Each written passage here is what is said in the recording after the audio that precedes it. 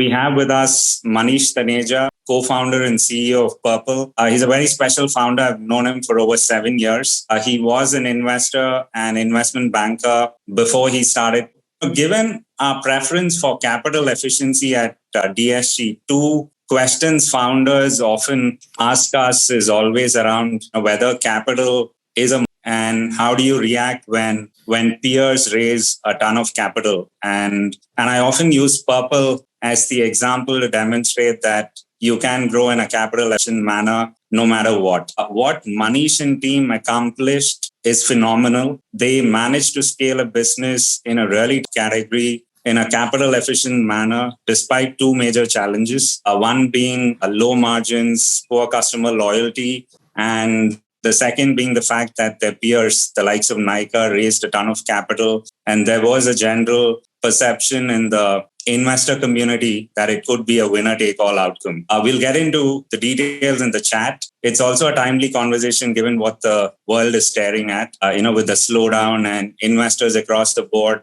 including the most aggressive ones talking about fundamentals, etc. This will be a wide-ranging conversation. So, let me jump right in. Manish, thank you so much for taking the time. I know you're under the weather. Really, really appreciate it. Oh, hi. Thanks, Hari, and look forward to it. I hope this is useful. I'm sure. And audience, throughout the conversation, if you have any questions, please post them in the Q&A tab. I've allocated 15 minutes for Q&A towards the end of the conversation. So Manish, let us start from the beginning. How did you decide to start Purplle? What was the gap and was it a business call or something more personal? No, I think it was a business call. I think personal calls can only go a limited way. I think you have to build for your consumers, and it was a very simple call at that point in time. The simple call was it will be a large category, 10, 20 years down the line, beauty as a category.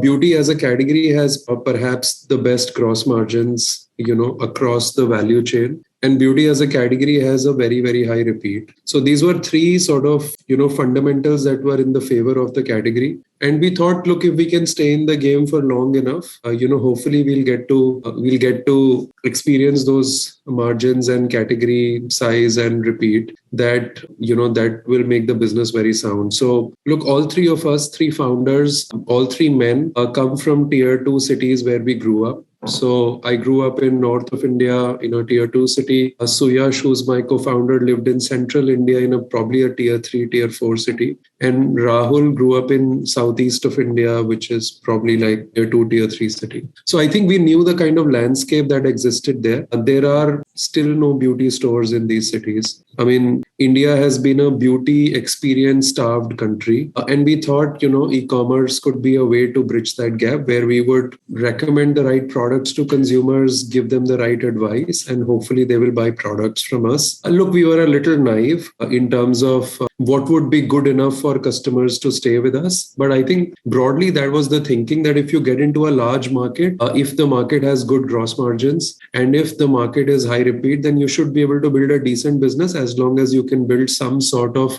differentiation in the minds of consumers. Got it. And it was, as you said, there were three men selling beauty and cosmetics products. Now that almost goes against the framework we use in terms of filtering founders, which is around how well you understand the customer and nuances in consumer behavior. So how did you solve for that?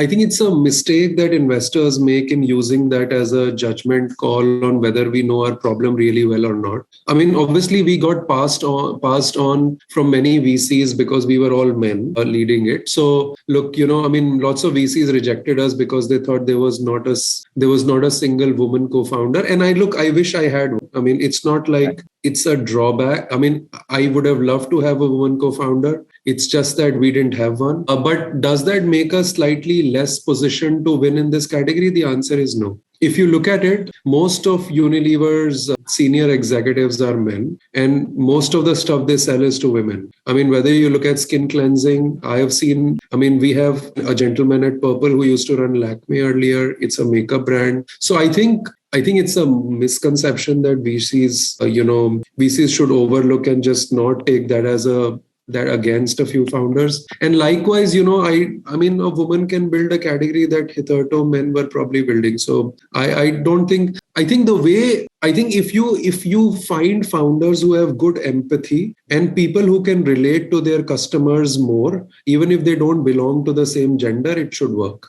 So if I speak to our customers, or I am on, let's say, there's a consumer research person interviewing our customers, and I'm just listening into those customers, I can just feel the pain in their heart a lot more than what most people can do. And that sort of works it, like you need just one crack idea and then takes off from there on. So look, I think it was tough to convince VCs early on that we as men could build a business in beauty. But look, now we've proven it wrong many times again. So no, it goes on. No, I think it's a lesson for everyone listening in that there's no one way to build a business, and men can build women-focused brands successfully. And as VCs, we are always fighting our biases, and it's important that we have an open mindset. So you guys started off on the journey, and at what point in the journey did you feel that you hit product market fit? And I know it's a term used loosely, but maybe the milestone or the phase when you felt you could take on the horizontals and the likes of Nykaa who were better funded. So what was that point in the journey? And please take us through that. Yeah, I think it's not the right way to look at it. Maybe a better way to look at this is, let's think about a point where we thought we could build a large, sizable business in the beauty category. It's not about taking somebody on or not, right? I don't think you're building your business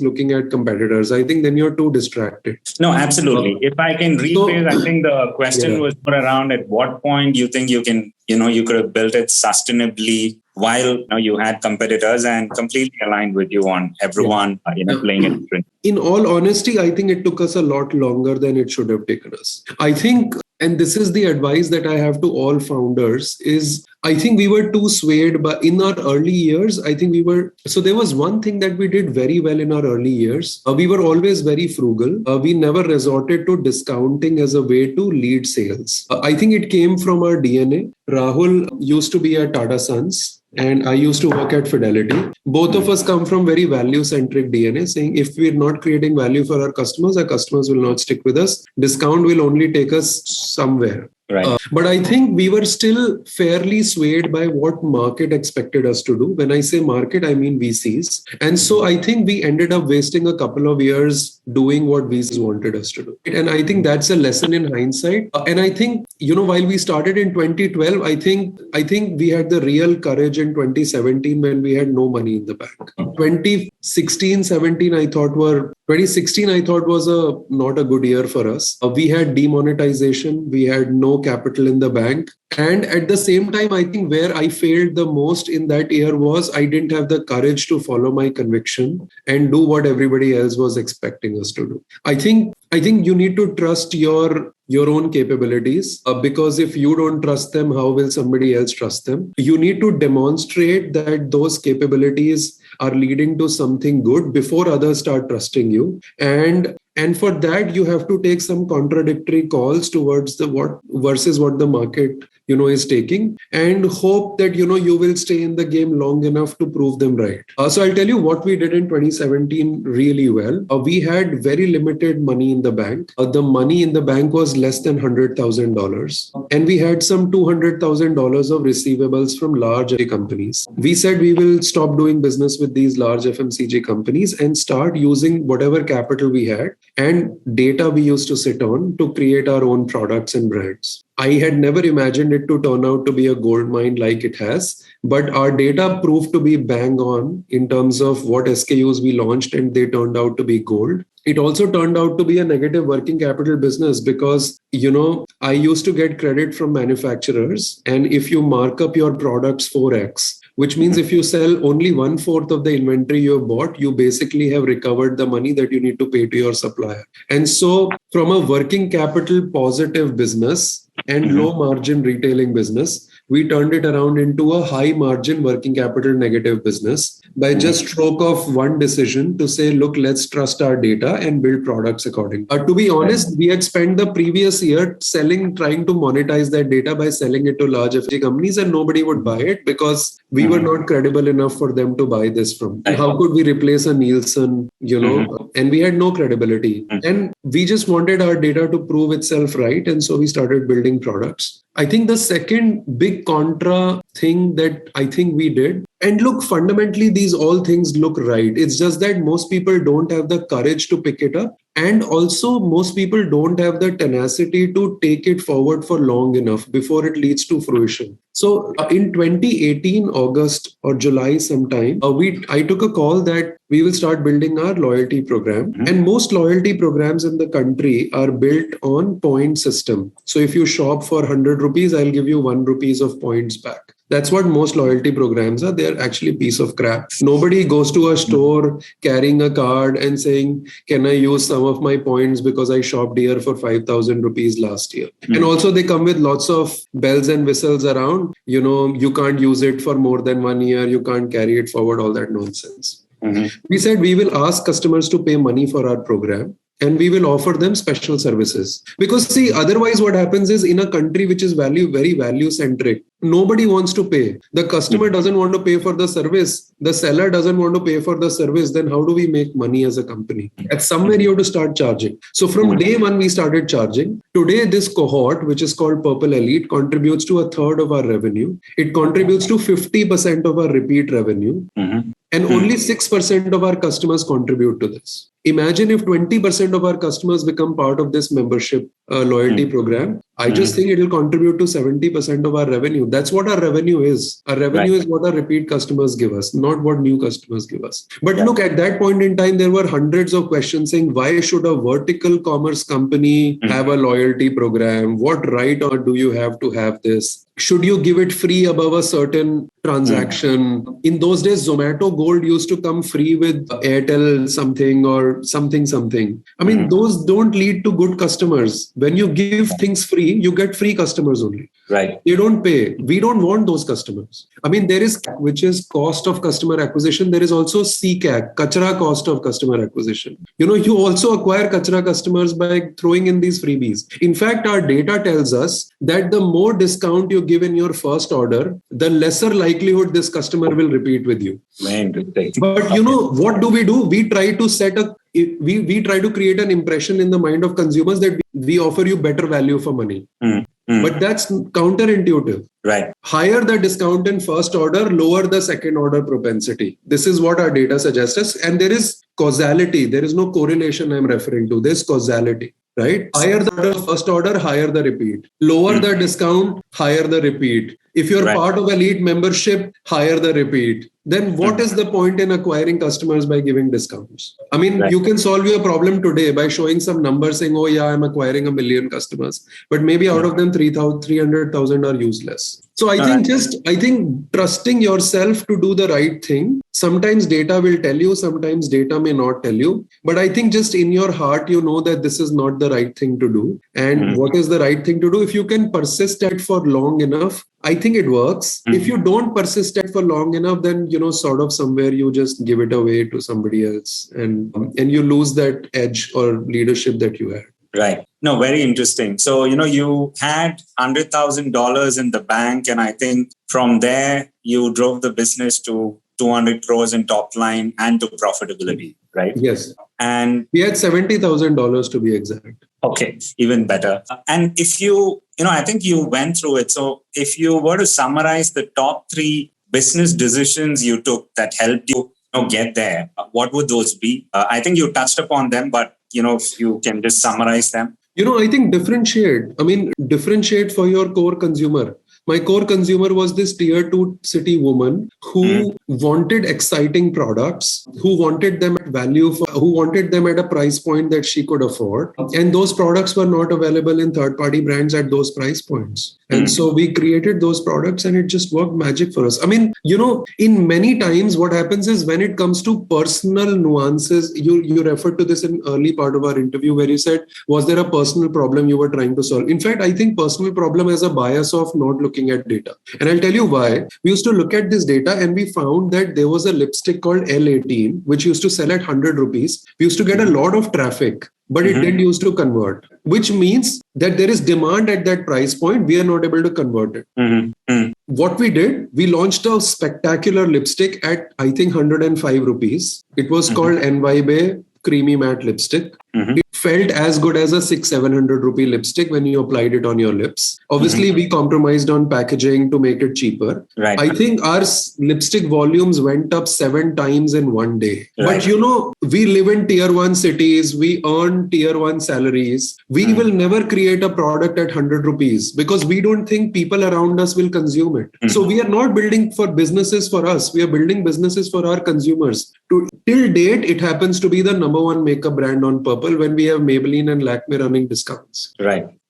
So I think, look at data. And, there is always a very creative way to look at data, to be honest. There's one more data point I recently looked at and I thought, wow, this is possible. So we recently did a brand track for one of our brands in skincare. Good Vibe. What I found in that brand track was there are many brands in India which have zero or nearly zero Tom plus Pond awareness. And they are 200 crore brands. Right? So obviously you have the large guys from Unilever or even a Mamaearth, which has probably the best awareness in terms of top of the mind and spontaneous recall. But there are many brands which are less than 4 or 5 plus font. And these are actually 200 crore brands. What I'm taking away from this is historical logic was you build awareness and then the brand will get to 100, 150, 200 crores. But to build awareness, you have to burn money in the early years. Right. But here I am seeing 200 crore brands being built without that quote unquote awareness of Tom and Pond, which means you can build 200 crore rupee brands by sitting on it for 4 or 5 years and doing the right things. Right. You don't need to spend money on TV or YouTube too much. So I think you can look at data and derive opportunities. You can also look at data and not derive opportunities. You have to just back yourself and say, look, data is suggesting something. Maybe there is something that is against what my usual belief systems are, and I must try it.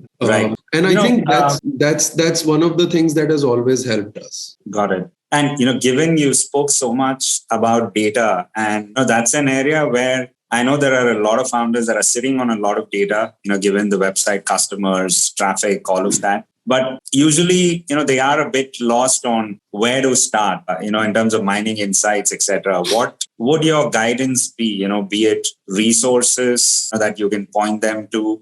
And also, we should talk about your first hire for data as well, but we can cover that later. But yeah, what would your general advice be on where to start? I think it's a culture that one needs to build of looking at data. It's a little painful to go through, but I think it's magical. Otherwise, there are too many biases we as human beings have on. I can 100% assure you that if you go to 100 websites today selling products, most of them will offer you additional discounts for being a first customer. Right. First time customer. But I'm telling you opposite of that. The more discount you give, the lesser the repeat. Yeah. It's not true for just us as a company. It's true. Right. So I think data culture needs to start from the founders. I think there are 2 ways to do it, and perhaps both are needed. We were lucky that we have a co-founder who's also our CTO. I just think his grasp on data is exceptional. And that sort of propelled us into looking at such reams of data, which otherwise wouldn't have been possible. Today we obviously deploy best-in-class data practices like data warehousing, data lake. We have access to significantly more amount of data than most people have. But I just think it's a mindset. I am unfortunately not in a position to say where to start from. But I think if you have a good data science guy in your company, and if you can support him with infrastructure to run multiple experiments using data, then I think you're in good shape. But maybe let me try and help you there. Granted, you had a co-founder who was super data savvy, but if you were to look at that first year when you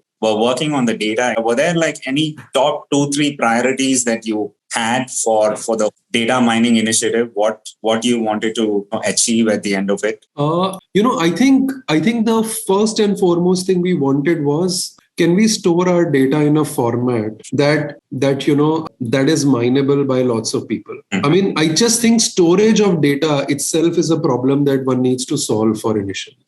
Because what ends up happening is your data typically sits in very different tables, and joining those tables and getting data out becomes cumbersome. So if you have a good data warehouse, if you have a good data lake, just life becomes significantly sorted. Anyone who knows basic SQL can then get you data. Right. What you need to do is keep building hypotheses and keep checking those hypotheses with that data.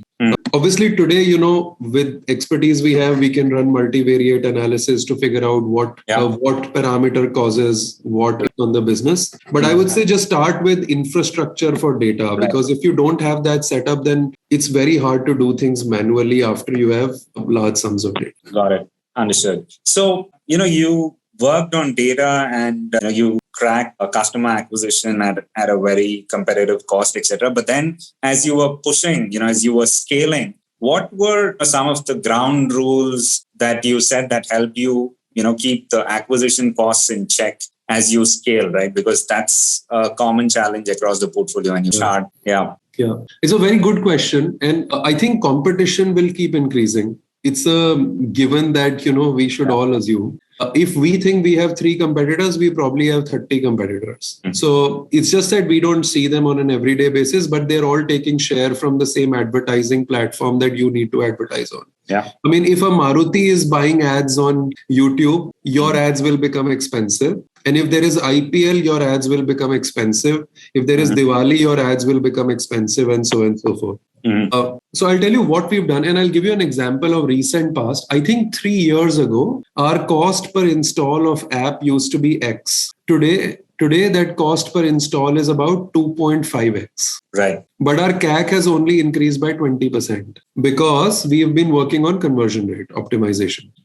So keep talking to your customers. You will find those small nuggets which will improve your conversion rate by 10-15%. See, the market is progressing. The customer's expectations from you as a platform are changing, but you seem to be stuck somewhere 2 years ago. And if that is the case, then your conversion rates will probably stay where they were, but then the increasing cost of media will come and bite you. If you can offset the cost of increase in the cost of media by improvement in conversion rate, then you can stay good. Right.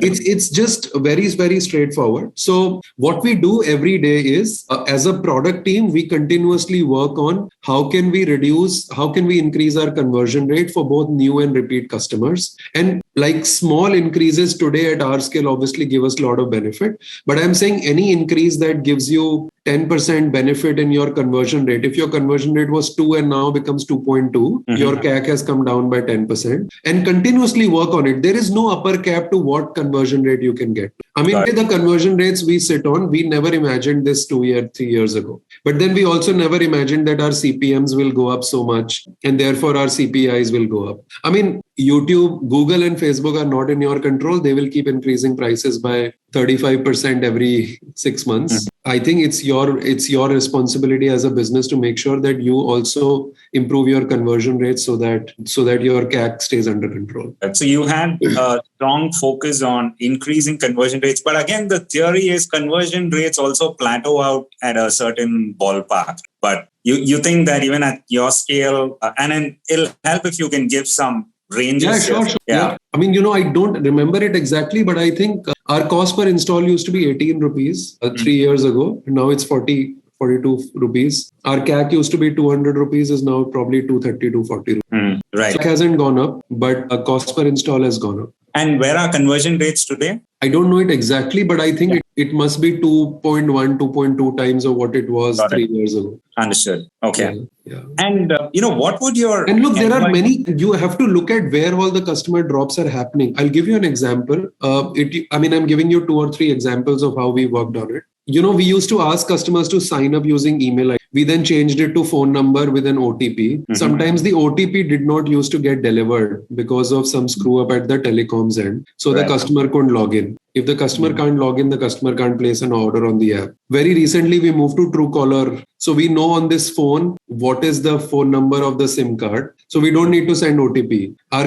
signups have gone up by 15%. So, you know where the drop-offs are. If 100 people come to a page and 75 only go ahead, and you don't see a reason why that should happen, then you should ask yourself this question: what can I do to change it? Right? I mean, I think you cannot accept it and say this is okay. For example, let's say now you go to our homepage, right? And let's say out of 100 people who visit our homepage, only 70 go ahead and 30 drop off. You should ask a question: did I not show you something relevant? I mean, I think 90 should go ahead. Maybe 10 should go back, maybe because they came by mistake. Why are you okay with 70 going ahead? And the question to answer to that lies in personalization. If I show you something very relevant, the moment you open the app, then you're likely to go ahead. Otherwise, there are 100 apps on your phone. So I think you have to continuously ask this question. I mean, look, maybe conversion rates will plateau at some point in time, but not for us. I mean, we are probably far away from there. Yeah. I mean, if you look at apps which we all use and love, those apps are significantly better than most e-commerce apps we use. I mean, Google Maps is better. It's very intuitive. It can predict what you want, where you want to go. When I'm at home and I put on the Google Maps in my car, it automatically shows me office. When I'm at office, it shows me automatically home in the night.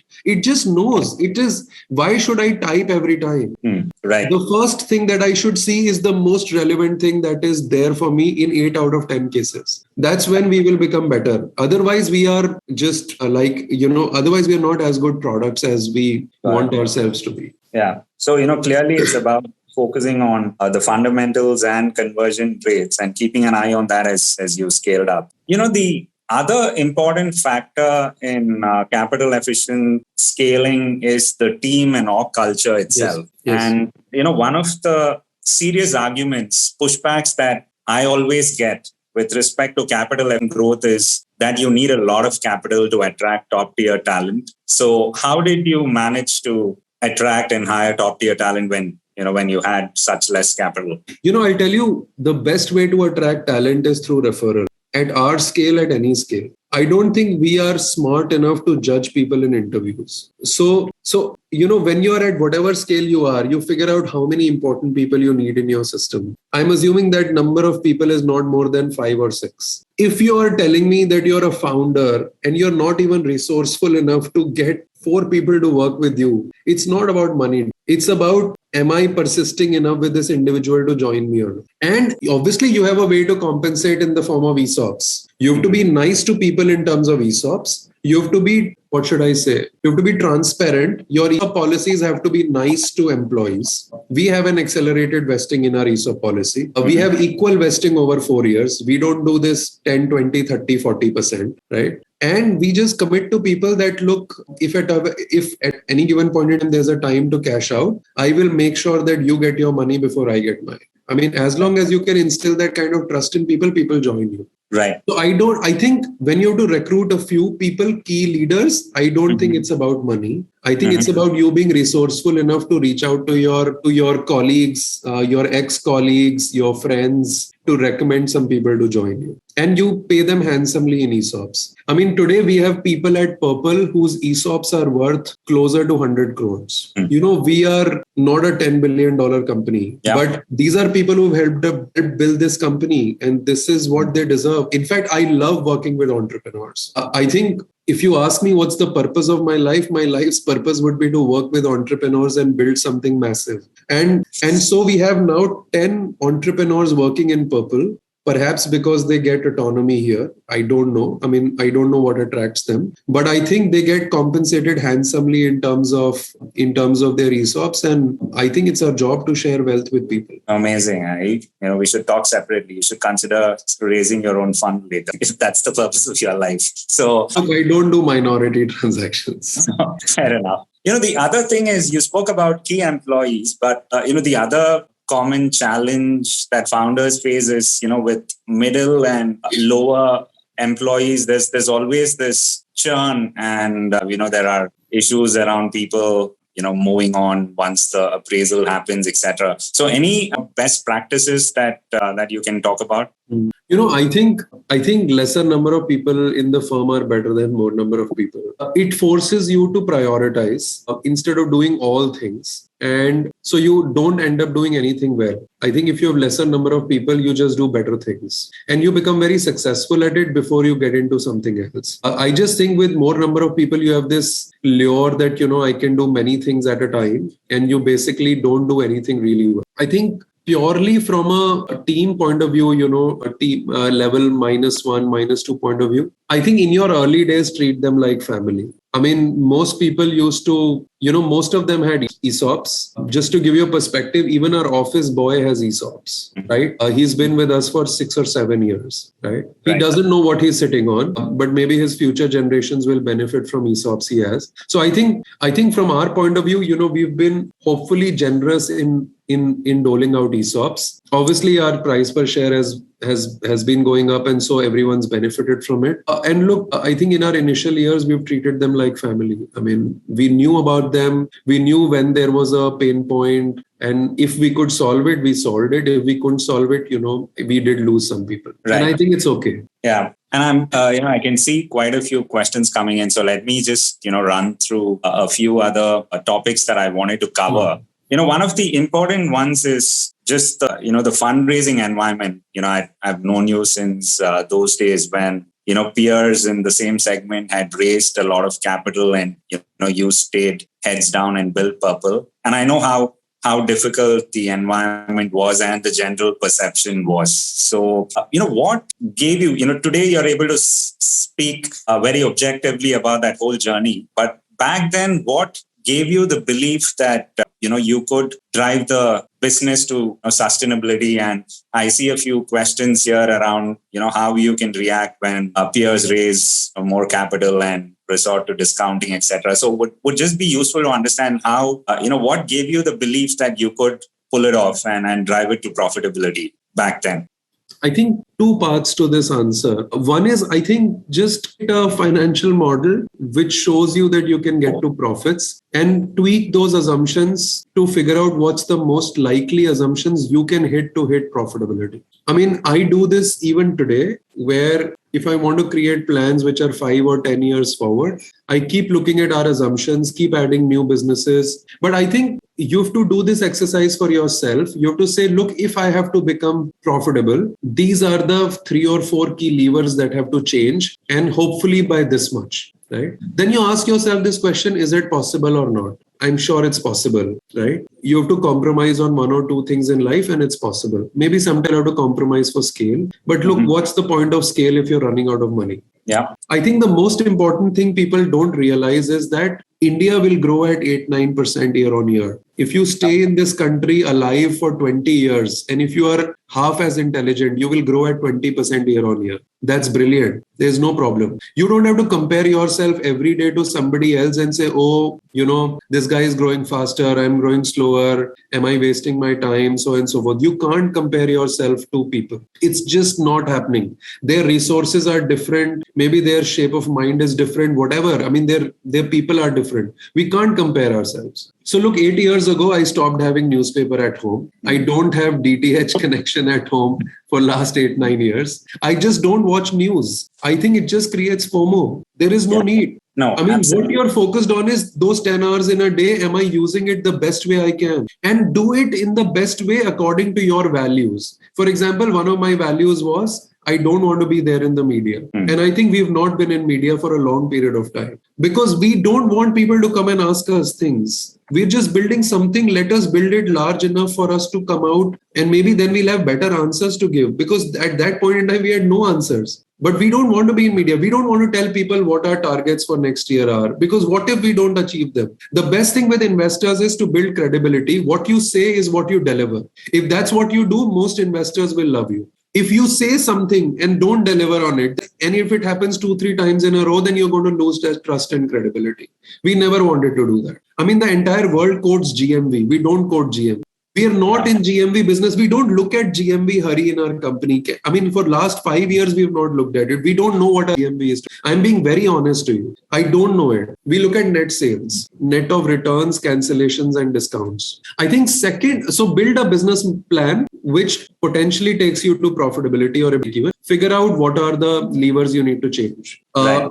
I think second, I'll tell you in our case what really helped, and I think it might be a good guardrail when VCs invest in founders and also when founders look to start companies is, whenever, because we are three co-founders and we have absolutely 100% trust in each one. If one is low, the other is on a high. And so we keep ourselves balanced. There are days when one guy wants to take a large risk and the other guy says, the risk adjusted return doesn't look as good. Can we please relook at it? So I think just we have this benefit of this trio working on the problem. And it's magical how this trio operates. There is one guy who's always on the business. He's our CTO. He's today solving how to scale up our technology infrastructure, our data, and so on and so forth. And then there is Rahul and me, who are probably like, I wouldn't be shying away from calling it Raina and Dhoni. If we look into the eyes of each other, we know what the other guy is going to say. And so there's extremely high chemistry. When one is bullish, the other is more balanced. And sort of, so look, in times of distress, when we were running out of money, competition was raising money, we just had to tell ourselves, look, if we hit this milestone, we'll be able to make it. And I think we all work towards it. No, I love that answer, especially the first part on just being in India and the effect of compounding extremely well. And, right now, it's a lot of what you said is, also common sense and, looking at things very rationally. But it's very hard, as a founder to actually, follow this. So at a personal level, when you were going through this and, there was a peer raising capital and investors telling you that this could be a winner take all, you're going nowhere, etc. Were there any practices, resources that helped you get to, the zone you are in today? You had great co-founders that definitely helped, but anything else, like, for instance, it's pertinent in the current environment because, there are a lot of founders, that could be staring at a protracted period where, their fundraising may be challenging and peers could raise funds out of the blue. What would you recommend at a personal level for founders? I think, this is a hard answer, but for people to listen to, but I think be honest to yourself and tell yourself what is it that you really would love to do and then go ahead and do it. Don't be persuaded by what market tells you. I think it's very hard to be honest to yourself because when you are in the midst of doing things and your mind is cluttered, you tend to do more complex things and you tend to miss commonsensical things. You have to just tell yourself, this is what I really enjoy doing. And if I do this well, there is some chance that I can break out. And if you do it with your full, honesty, I think you come out winner in a couple of years. Just that, it's hard to speak to yourself honestly because you're always under some sort of pressure from media, from investors, from employees, from whatever, around you, people around you. I think you just have to be honest to yourself. Right. You can't be playing this game for somebody else. Your investors, they don't give them any return. Just do well for yourself. If you do well for yourself, you'll do well for them. Unless you're doing it through unethical means. But just do well for yourself. Don't worry about investors. It's okay 1 year they don't make any IRR. It's okay. Maybe some other year it'll be bumper IRR. They don't need an IRR every year. They need an average over 5-7 years. It's okay bad years. There's no problem. No, absolutely. We have a lot of questions, so I'm just going to start taking them one by one. And for founders listening, a request, we've put up a feedback form in the chat window. So, it'll just help if it should be quick and it'll just help us, improve over time. So, let me start coming back to the questions. Let me start with the first one. Hi, Manish. Can I get your 2 cents on how Purplle is looking at Kirana outlets as the potential source for incremental business? How are you prioritizing that? Look, I don't know how it benefits your customers. So maybe, people who are listening to this call, I think we are doing it. So we are increasing our distribution of our own brands. Today, we sell our brands in about 5,000 outlets. We are we are increasing our distribution. But I think, Hari, let's pick up questions that will benefit listeners. No, I agree. Yeah, let me just scan through the list. I think we covered the second one, third one. So I think there's a question on would starting Purpple's business today and the growth you have, what impact do D2C brands have on a company like Purplle? Yeah. I mean, I think having more supply benefits us. So, I think they are also trying to understand, more the BPC category in terms of growth rate and whether there's space for, if I were to paraphrase it, space for more brands. I think there's space for a lot of brands. I think you need to have your voice. That is, I'll give you an example here. There's a brand we absolutely adore. It's a brand that we ended up investing in. It's called Carmezy, right?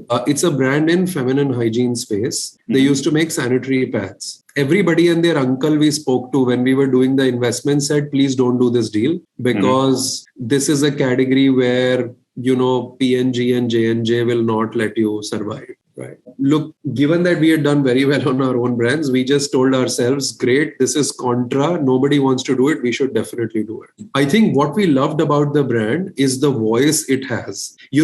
Hari, you'll be surprised. Every single product they launch goes out of stock in the first month itself. It is just rock star performance on just the brand voice is so strong that every product they launch does very, very well. Obviously, we run the risk that because all product moves so fast, sometimes if the product is not very good, we don't get time to recall it. And that has happened in one case. But the brand has grown 20 times in months since we acquired. Wow. Yeah. And I on steroid. Sorry. No, please complete. I'm just saying it's on steroids because the founders believe that this is a mission in life that they want to accomplish. You should look at the light in their eyes. They'll say, Manish, the day we hit 100 crores of net revenue, what an achievement would it be? Right? Yeah. We bought it when it was less than 20 lakhs a month. Right. I just think the brand is so strong. It's absolutely privileged to own it. I think those founders are not lucky to have us as shareholders. We are lucky to have them as our portfolio. What an achievement it is. We've done, those guys are absolutely magic. And the brand is so I think there is a room to create lots of brands. The brand is called Carmezy. Somebody's asked this question. MESI. Look at their Instagram channel and you'll know why it's special. I think if you can create a unique voice, and if your voice is honest to what you do, instead of, again, that's where I keep saying, I think there is honesty and focus are big weapons that every founder carries. Don't ever lose it. Focus gets you to success in one area. That success gets you a lot of capital. And then you can use that capital to focus on 2 or 3 more things. And honesty gets you to success. And honesty gets you a voice which is so unique to yourself that other people can't copy it. You can't copy my culture. You can't copy my choices. You can't copy my design because at some point in time, you will never be able to do a great job as what I do on my own design. No, absolutely. In Carmezy, we don't use any agency for even shoot of our ads. It's scripted in-house and it's shot in-house. No, I think in-house creative is something we recommend strongly as well, and can't agree more about brand voice. It's one of the biggest considerations when we invest as well. On that, I know that Purplle has been investing in, brands as well. So in your view, what separates the great from the good in D2C brand? Brand voice is clearly one. Any other factors that... I think we look for a team because we love to work with entrepreneurs. So we look for a team that is balanced, a team that can do brand and a team that can look at operations and P&L side by side and take a good judgment calls on what is the right thing for the business to do at this point in time. I think third, we look for differentiation, not really in product. I think product differentiation is hard. We look for differentiation in mindset. This is how I want to build it versus what everybody else is building. But look, the first 2 ones are the ones that you mentioned, which is one is brand voice. Yeah. What kind of consumers will you attract as early customers? And second is we look at the team, which is good complementary skill set of brand, P&L, operations, technology, data, and so on. Got it. And let me go to this question on data. The question is on what SaaS tools have helped you, and does one need a full-blown data team and SaaS infra since the beginning? At what scale do you think a startup should start focusing on building a data team? So we've used SaaS tools. We've built it in-house. So I don't know if there are SaaS tools that help you build it. I think You can write to suyash.k@Purplle. He'll be able to help you with all the SaaS tools that exist. Suyash is our co-founder and CTO. He's the best person to help you with that. What's the right time to invest in a data science team? I think if your technology stack is slightly well set, and if you're willing to invest in data, it doesn't take a lot of people. It probably takes 3-4 people to build it. It's not a hell lot. I mean, that's all I'm saying. It's just a mindset saying this team is very long-term in nature. If tomorrow you're looking for growth for next month, this team will not have any ideas. If you're willing to be that long-term, then I think you should invest in this data team very, very early. Yeah. And our view is similar. I think there's no stage that's too early to start focusing on data. And I hope I got Suyash's right. Yes, you're right. Perfect. Great. I think the next question is interesting. What is the reason that in BPC, both the leading players, Nykaa and Purplle, have been frugal and have good unit economics, unlike other e-commerce categories? I think there could be many reasons for it. I can only guess this. I think both of us came from financial services. So both of us probably understood P&Ls better than most people do. And I think the other correlation is both of us were born in Bombay. Maybe we never had the pressure of building it in Bangalore or Gurgaon. That's interesting. Okay. I realize we are, it's already 5. Can we take 5 more minutes, Manish? Is that okay? Yeah, no problems. Yeah. Perfect. Relating to the data question, the other factor I've seen you emphasize a lot on is this culture of experimentation, experimentation, etc. Yes. So could you just talk through what that means at a company level and at a more functional level? What does that really mean? Culture of, velocity of experimentation as a core value. Yeah. I think that's a good question. And, I think as humans, we have lots of biases. I think most of those biases are wrong. And so what we try and encourage people at Purplle is to do lots of experiments and test those biases. For example, and when I say experimentation, the way to do experimentation is very, very clear cut. You have a hypothesis, you write that down, then you run the experiment on a certain set of consumers, make sure that there are no other experiments being run on those consumers, and then look at the data and present what happened, right? And so when I say velocity of experimentation, as a system, you have to enable velocity of experimentation. And for that, you will need a good data science capability. What founders need to enable is, do I have the capability to run 25 experiments on my customers at any given point in time? Because, you may want to run 5 different experiments on new customers, 5 different experiments on repeat customers, and so on and so forth. And if you don't segregate your data and enable A/B testing, you will not be able to sort of know the right results. So the reason to encourage velocity of experimentation is very simple.